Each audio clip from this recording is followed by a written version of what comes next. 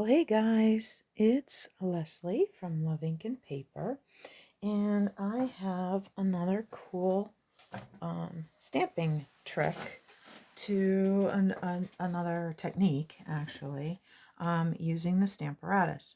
So the first kind of thing that you have to do is you have to use something to make yourself a grid like this, okay, a template. So let me just take mine off for a second and show you. So I have drawn, I used my grid paper and I blocked out, you know, what I think I started, my smallest is 2.5 inches. Okay, so the black, and I just used Sharpie markers on one of our old thick window sheets that we used to have. We don't sell these super thick ones anymore, but you could even do it right on a grid paper like this. Well, I wouldn't use this side because this is the centimeter side. But using a grid, you can just trace your squares, okay? And so that's for your white that you're going to stamp on. So then you would make like this black 2.5, which is, hang on, not that one, this one. So see how that fits in there. So this paper is 2.5 inches square, and I'll show you how I did this one. All right, let me grab a 2.5 inch square. All right, so that's here. Now I used a single stamp for this one, just the flower in Misty Moonlight. All right, so then you're going to put one magnet so it holds your thing in place, and then you're going to arrange your stamp where you want it.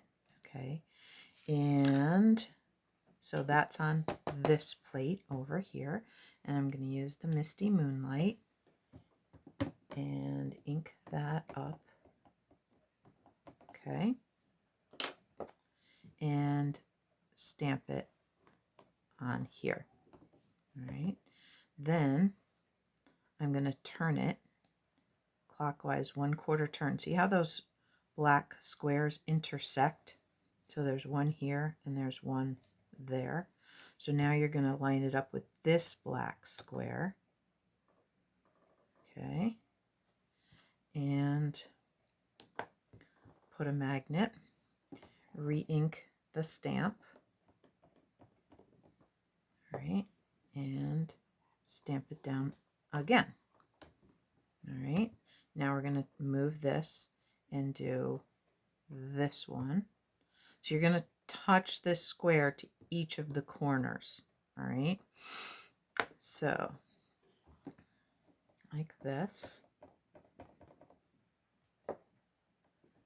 and stamp again. You see that it's starting to get that curve to it. Okay, so you're going to get kind of a wreath looking. So I'm going to turn it one more turn, one more corner. Okay, I'm going to put that right at the top there. Re-ink my stamp. So it helps a lot to do this in the same order so you don't forget what you're doing. Okay, stamp, open, turn,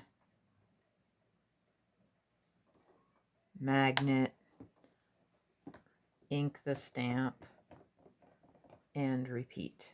Okay, so it helps a lot if you keep doing things in the same order. All right, I'm just going to move that one more time. Actually, we've got a few more to do. Okay, so we just put that there. So like that. All right, turn again. So you're just making sure that you touch, if you're only using one stamp, okay, you're going to touch every corner. Now, some of the bigger squares, you know, you can do more stamps or something. I'm going to show you a little change in my next one. All right, so we're going to turn that again. I think we're just nearly back to the beginning here. I think we've gone almost all the way. Yep, this is our last one. Okay, so that gives you that wreath. Okay, so based on how big a square you want. Now I would mount this because it's a 2.5 inch square. I would cut my mat at 2 3/4 inches square. Okay, so I could do a 2 3/4 inch seaside spray square and then have something else. Now some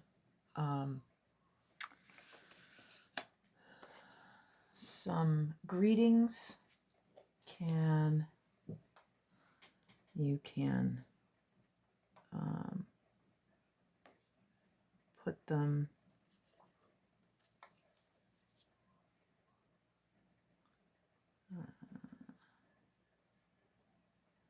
this one's a little long. That cheer is just a little longer than I want. I was looking for something just a little bit smaller. A little too long.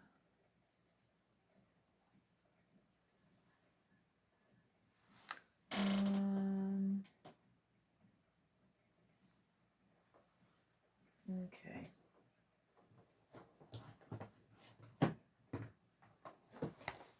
Let's see how this oh, hello there. This one might fit. Oh yeah. Hello there. Okay. So we'll grab that. We'll use another color.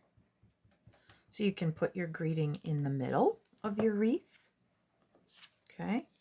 So I've now grabbed this hello there from Here's a Card. All right. This nice little hello there. And that can go right in there. Hello there. Okay. So that's an option that we have. Right. So the flower that I'm using is from Lovely You. All right. But let's go to, I've rearranged them just a little. I was unhappy with some of the marks, but let me show you what we do if we go to a slightly bigger piece of paper, which is, oh, I put my seaside spray on top of it. That makes it harder to find. So we're going to use this green set, which is a 3-inch square. Okay. Now, because I'm going to use 2 stamps, I'm actually going to skip. I'm only going to line it up 4 times. Okay, and I'll show you what I mean by that. So first we're going to do the little blue flower. Okay, in Misty Moonlight. And on my other plate up here, I have another stamp from Lovely Day. And I'm going to just, I've got the Pear Pizzazz ink spot from a couple of paper pumpkins ago. So I'm going to do that one. Now, if I were to go right here, that next, I won't touch it, but look what's going to happen. That's going to go right over the top of that blue flower. I don't want that. So I'm going to go, so I started here, okay? I'm going to go all the way till the next corner is in that same spot. So essentially, I've moved this corner 2. All right, it was here. Here's 1, here's 2 moves. Okay, so I'm going to skip these other ones. All right, so we're going to ink this one up, stamp it down. Okay, we're going to grab the Pear Pizzazz, ink this one up. All right, and put that in between. Okay, so now you see we're going to get a different kind of a look. All right, now I'm going to skip 2. So I had this corner, so it's going to skip this one. I'm going to bring it all the way to here. Right.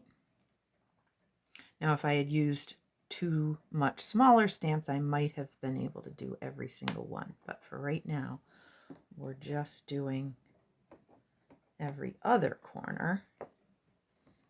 So we have our Misty Moonlight flower, and then we have our Pear Pizzazz little bud and branch here. Okay, like that. And now we're going to skip again. So we're here, we're going to skip that. I'm going to take this corner here all the way around. All right, like that. Right. And we're going to stamp here. And we're going to do Pear Pizzazz on this one.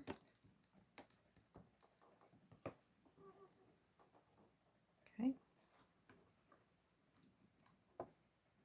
And now we have a slightly different wreath.